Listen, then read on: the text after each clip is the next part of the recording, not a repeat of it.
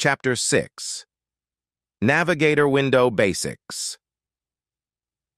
The Navigator window panel can be found on the left-hand side between the market watch and the terminal window.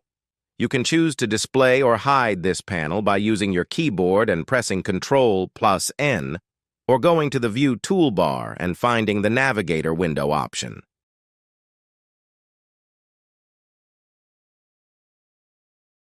The Accounts tab in the Navigator window enables you to control useful features of the platform, such as switching between accounts, the data of which is stored by your client terminal.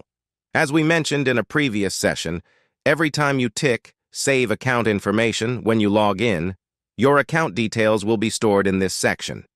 Next comes the Indicators slot, which enables you to easily add indicators to your charts.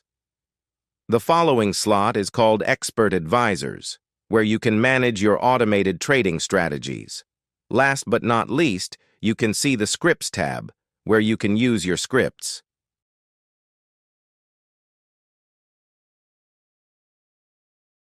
In our next tutorial sessions, you will learn about all these sections in more detail. Thank you for watching.